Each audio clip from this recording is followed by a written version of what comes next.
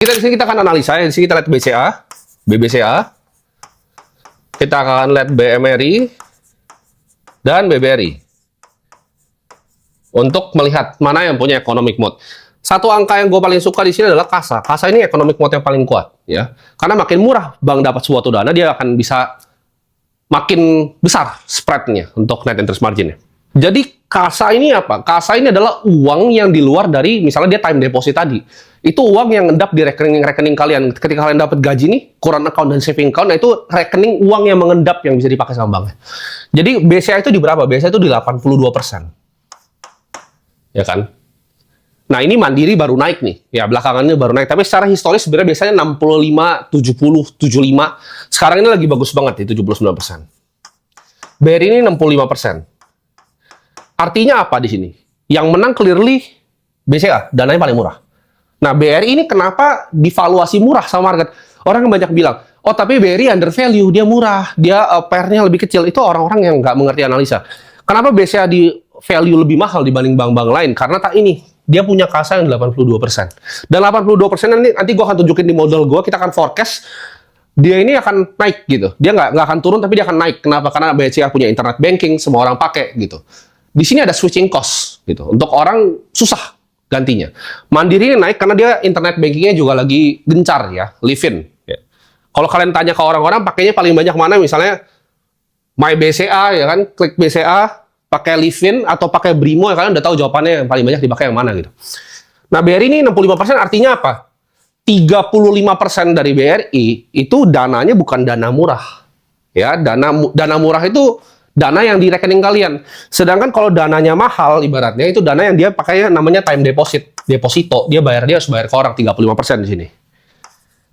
Nah, ya ini simple ya. Gue bikin coba kayak anak SD dengan bahasa yang paling sederhana. Jadi kalau kita lihat sekilas seperti ini ya, ini mungkin kelihatan kecil ya. Tapi kalau kita ngomongin kayak 130 sampai 150 basis point BPS, ketika bank itu punya aset misalnya 1.500 triliun, ini perbedaannya, itu net profit bisa beda, kalian tahu nggak seberapa? Belasan triliun. Belasan T. Jadi bedanya 130 sampai 150 basis points di aset 1.500 triliun. Itu belasan T keuntungan. Ini yang bikin memang waktu itu BCA itu bukan net profitnya paling besar. Ya. Kita semua tahu waktu itu BRI, sekarang Mandiri. Tapi kedepannya BCA akan paling besar. Kenapa? Karena dia bisa punya dana yang paling murah. Ya, kuncinya bank ini di KASA. Makanya kalau kalian lihat ya, pengusaha paling hebat di Indonesia yaitu Antoni Salim. Beliau itu masih punya 1% ya dari BCA. Dari zaman dulu ketika dia take over sama Jarum Group, dia masih punya 1%. Kenapa? Karena dia tahu economic mode ini. Lalu kita akan lihat ketika lo punya perusahaan, gimana sih caranya perusahaan bertumbuh? Perusahaan itu bertumbuh dengan memiliki yang namanya laba ditahan, ya kan? Jadi kalau perusahaan itu menghasilkan net profit, misalnya perusahaan itu profit, ya kan? Itu bisa dipakai buat apa aja sih kalau perusahaan level TBK ya? Satu, itu lo bisa pakai buat laba ditahan. Laba ditahan. Lalu dua, lu bisa pakai untuk apa? Lu bisa pakai untuk share buyback. Buyback. Tiga ya bagi dividen. Oke. Nah, ini banyak orang yang nggak ngerti gitu. Konsep dari dividen ini sebenarnya apa? Dividen itu kan pembagian dari profit. Ketika lu udah nggak tahu ngapain, lu baru bagi dividen gitu. Sedangkan misalnya contoh lu punya perusahaan, ya lu punya perusahaan 1 miliar. Dia ngasilin duit misalnya 100 juta. Itu kan opsi lu. Dari keuntungan 100 juta itu untuk lu tarik ke pribadi lu sendiri terus lu foya-foya. Atau 100 juta tadi lu pakai untuk invest di bisnis lagi supaya bisnis bisa 2 miliar. Ya. Itu pilihan gitu. Nah, orang tapi banyak yang suka untuk narikin dividen seperti ini, ya. Kalau Mandiri dan BRI gue ngerti karena itu memang ada kebutuhan, ada mandat dari negara untuk melakukan seperti itu. Cuman yang kita lihat nih, kenapa dari ibaratnya laba ditahan ini BCA juga bisa menang. BCA itu kalau di harga sekarang ya gede juga, tapi 5% gitu, lebih kecil.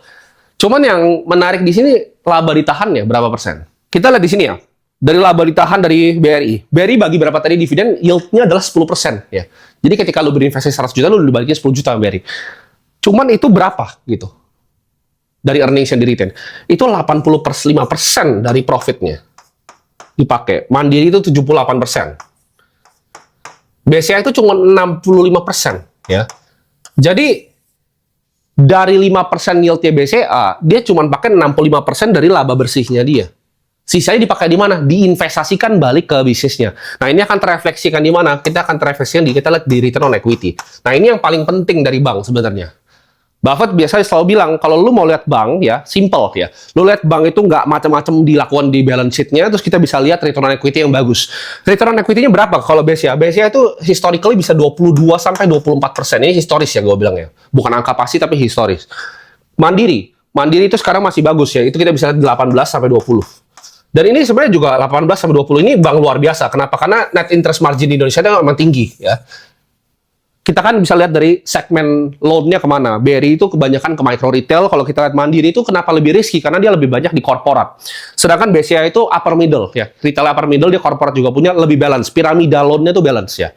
Ibarat BRI, dia akan fokus banget di mikro.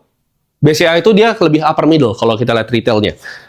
Dan return on equity yang tinggi ini artinya apa? Ketika lu punya bisnis ROE 24%, buat taruh 100 juta, artinya dia bisa menghasilkan 24 juta di dalam bisnisnya, ya. Jadi ini mesin uang. Bisnis yang punya ROE ini 22-24%, ini mesin uang, gitu. Cuman ini akan flow gitu, dari dia punya dananya murah, ya kan, dia bisa lending dengan rate yang lebih bagus, dia bisa simpan earnings, dia nggak punya mandat dari negara untuk bagikan dividen, dia bisa mengcapture return on equity yang lebih tinggi, ya. Jadi kalau kita lihat di sini, consumer bank itu selalu jadi winner, ya, di semua negara. Consumer bank itu selalu jadi winner dengan bisnis yang laba bersihnya paling tinggi. Kita kan analisa saham, kita lihat bisnis gitu loh. Kita bukan cuma lihat grafik, chart kayak anak kecil. Itu anak SD, adek gue bisa pakai krayon gitu dulu, tulis bisa begitu. Yang sulit adalah gimana? Menganalisa bisnis apa adanya, ya. Dengan data dan fakta yang kita punya. Indonesia itu negara dengan penduduk keberapa? Keempat terbesar di dunia. Dan di sini gue akan kasih tunjuk ke kalian kenapa ini akan jadi faktor yang dominan ya. Ini mungkin banyak yang nggak percaya, tapi kita akan lihat skenario di 2045 ya. Karena gue bilang tadi, gue beli suatu bisnis itu bukan cuma buat setahun, buat 2 tahun. Gue nggak peduli harga saat ini berapa, harga tahun depan berapa, gue nggak peduli ya. Gue maunya compounding, dia sambilnya bagi dividen kecil ke gue nggak apa-apa. Dia punya laba ditahan besar, return equity besar. Karena lo kalau tawarin gue bisnis return on equity 24%, pasti gue masuk gitu ya. 2045 kita akan lihat ya. Negara nanti yang punya populasi terbesar di dunia kan kita udah tahu siapa aja ya. Jadi winner dari GDP-nya kita udah tahu. Satu tuh siapa ya. Kemungkinan yang jadi one of the biggest winner ya, kita pasti tahu ekonomi China yang menang. 2 itu kemungkinan India. 3 itu US dan 4 itu Indonesia. Nah, kalau sekarang kita ngomong sekarang nomor 5 kan kalau dari kita penduduk Pakistan, tapi Pakistan kayaknya ekonominya nggak sebagus mereka. Nah, dari sini kita bisa lihat gitu loh. Selain dari US, pemenang di setiap negara itu bisnis apa? Cina, kita lihat ya, nomor 1 tuh ICBC ya. Ini bank. Kita juga lihat Construction Bank of China. Bank of China. Kita lihat ada apa lagi di China. China Agricultural Bank. Ini bank ya. Jadi perusahaan dengan laba bersih tertinggi ini sekarang ya. Ini bank, dan bank. Ya. Kalau India kita pasti tahu di sini ada Reliance kan, Reliance punyanya Ambani. Kedua ada yang tahu State Bank of India, ya, Bank of India. Ini bank. Ini HDFC besok 3. Ya.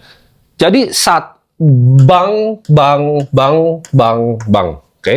US. Nah kalau US exception. Kalau kalian tanya sekarang itu paling tinggi apa laba bersihnya? Jawabannya 1 Google. 2 itu kalau US Microsoft MSFT ya. Ketiga baru Nvidia. Nah Indonesia kalian udah tahu ya, kalau Indonesia gampang. Sekarang Mandiri, BRI, BCA. Ya yang kita udah bahas tadi. Oke, kita hitung banknya berapa. 1, 2, 3, 4, 5, 6, 7, 8. Jadi dari 4 negara dengan populasi terbesar di dunia, populasi besar, ini banknya sebanyak ini. Jadi bisnis yang menang tuh, ya kalian bisa lihat sendiri. Kecuali US ya, karena dia kan ada AI, ada teknologi, ada Google, Microsoft, sama Nvidia. Cuman di luar 3 ini ya, basically, practically the winner is bank. Jadi kalau kalian mau ibaratnya proxy of Indonesian economy, ketika 2045 kita GDP keempat, luas belinya bank. Gitu. Even kalau lu lihat Pakistan sekarang, nomor 1 kalau gue nggak salah oil and gas, yang kedua itu United Bank, bank juga itu Pakistan. Nah sekarang kita udah lihat ya, kita tadi udah lihat apa namanya, ibaratnya competitive advantage kan gue udah jelasin tadi ya. competitive advantage di sini. Ini adalah economic mode-nya. Jadi nggak perlu banyak-banyak gitu angkanya. Cuman nggak sesimpel lu ngomong kayak price to book 1 juga, itu ngawur juga gitu loh. Karena nggak begitu. Jadi kenapa bank itu ada yang price to book-nya lebih murah, lebih tinggi? Karena 3 ini. Ini yang di value sama analis beneran gitu loh. Bukan kayak PB1 terus lu beli bank, itu salah. Kadang ada yang emang murah karena dia emang lebih jelek kualitasnya. Paham? Ketika kita lihat di sini ya, kita akan masuk ke metode valuasi. Nah, gimana sih caranya valuasi? Lu kalau diajarin mungkin di CFA dan lain-lain, bank itu banyak macam. Ya, ada dividend discount model, ada Gordon Growth model. Kalau kalian yang masih baru-baru kan belajarnya discounted cash flow, itu tapi anak kecil. Kita akan pakai yang paling simple banget ya. Jadi cara gua analisa bank selama belasan tahun itu selalu pakai namanya relative valuation. Kita lihat ya, konsensus dari analis luar itu rata-rata dari 34 analis ya, 9.800 gitu. Ini konsensus ya. Oke. Menurut gua ini simple banget. Lu tinggal lihat book value per share-nya dari BCA berapa. Ya, lu tinggal lihat book value per share, BVPS. Nah, ini lu cari berapa? Misalnya 2.300 ya. Ini lu tinggal kaliin pakai relatif dia punya PI. Ya. Jadi kalau misalnya ada sebuah standar deviasi, rata-rata BCA misalnya di 4 sampai 5 kali PB. Sekarang dia 2 sampai 3 kali. Lu tinggal kaliin ya book value per share-nya dengan price multiple yang standar, misal kali 4 gitu. Itu lu langsung dapat kira-kira gambaran valuasi kasar gitu kan. Dengan ini aja kita hitung-hitung bego, kita anggap biasanya di 10.000 gitu. Dan apakah itu harga yang jauh dengan harga sekarang? Nah, kita akan masuk ke konsep yang namanya margin of safety atau MOS kita sebut sini ya. Ini gua akan coba gambar 5 tahun ya, 5 tahun saham BCA ini dari otak gua nih, gua sebenarnya ya. Cuman kira-kira kayak gini kan. 5 tahun dia turun lah ya. Kira-kira biasanya seperti ini, oke? Tapi di dalam sebuah harga ini adalah disebutnya price. Oke? Ada juga yang namanya fair value.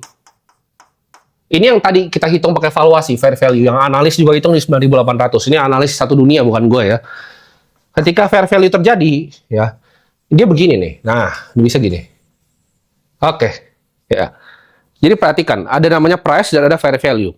Ketika ini terjadi gap di sini, ini namanya MOS atau margin of safety.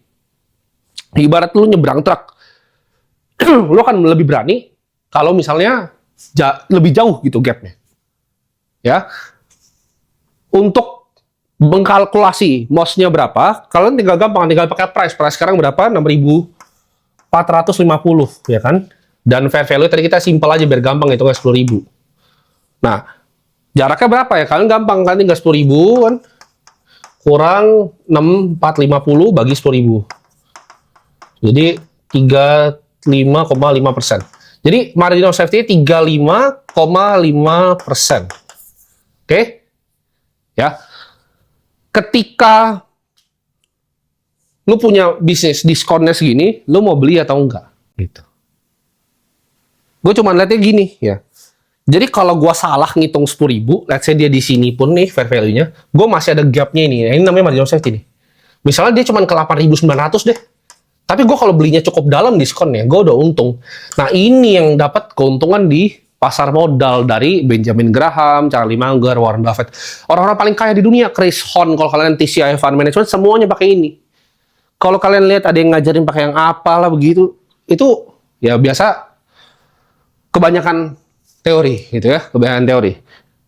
Ini yang paling banyak dipakai di dunia sama orang-orang paling sukses di dunia yang gue tahu juga semuanya pakai ini ya.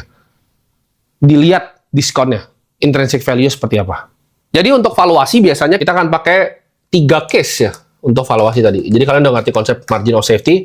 Kita akan bikin bear case, base case, sama bull case. Ya, jadi karena investasi itu cuma game semua probabilitas. Bear case-nya itu berapa? Bear case-nya dia nggak pernah naik, dia dari 8.000. Ya, itu bear case-nya. Base case-nya berapa? Tadi 10.000. Ya, anggap bull case-nya 12.000.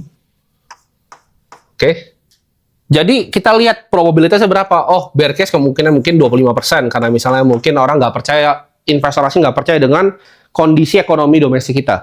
Tapi kita bisa lihat di sini, base case-nya kemungkinan besar terjadi gitu. 50%, 25%. Nah, Jadi kalian tinggal sizing posisi kalian sesuai dengan kepercayaan kalian masing-masing, apakah bear case yang terjadi, base case atau bull case. Jadi cara valuasi gitu, nggak bisa cuma lu patok satu harga kira-kira segini. Lu harus bagi gitu, probabilitas dan juga persentase terjadinya sebuah prediksi gitu. Jadi ketika lu jadi seorang investor, itu sangat haram untuk lu nyalain orang lain gitu. Karena lu tadi bilang, orang Indonesia kan banyak punya pikiran ya, saham itu adalah judi, ya kan, saham itu adalah financial market, kita ngomongnya financial market itu judi. Cuman kalau lu kirim video ini, mereka belum tentu ngerti gitu, ya. Ini bukan game sederhana yang gampang. Investing adalah infinite game. Dan kemungkinan ketika lu mulai di awal, lu pasti rugi. Kenapa? Karena lawan lu adalah orang-orang kayak gua, gitu. Lu jangan kira lu di financial market tuh lawan lu adalah temen sekolah lu, enggak. Lu berdua main itu kayak main sama-sama bego. Ibaratnya financial market tuh lu main pingpong, tapi lu nggak bisa lihat lawannya siapa. Kalau lu lebih bodoh dibanding rata-rata konsensus, lu akan selalu rugi, ya. Jadi financial market tuh seperti itu konsepnya.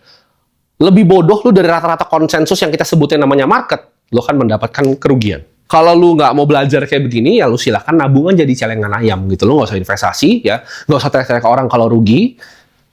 Lu harus bisa punya pemikiran yang independen. Lu harus lihat diri lu. Dan ini bukan game yang lu harus main kok, gitu. Kalau lu nggak pengen berinvestasi, lu nggak pengen mengerti sebuah bisnis, ya silakan, nggak ada yang maksa lu, gitu. Cuman ini gue akan ngajarin gimana caranya framework gue bisa melihat sebuah bisnis, ya. Jadi kalau di ini ada manajemen dari BCA yang nonton ini, atau karyawan BCA, silahkan kirim ke atasan kalian. Saran gue adalah, yaitu, keep competitive advantage kalian, ya. Jangan sampai kesalip. Karena kalau kita lihat dari segi internet banking sekarang, ada yang lagi ngejar kalian nih, yaitu Mandiri dengan Livin-nya. Jadi jangan sampai terlena nih, karena growth dari internet banking kalian bagus sekali, ya. Kalian bisa scaling cepat sekali tanpa karyawan yang banyak, dan kalian bisa udah build trust gitu kan selama puluhan tahun, bisa dapat kasa, kalau bisa kasa naikin lagi sampai 84%. Net interest margin kalian gua forecast ya di 2027, kan lah di sini, itu harusnya bisa di sekitar ya hampir 6% ya, dan kasa kalian juga harusnya meningkat by 2027. Jadi itu aja untuk video kali ini, dan sekian ya analisa gua antara BCA, Mandiri, dan BRI.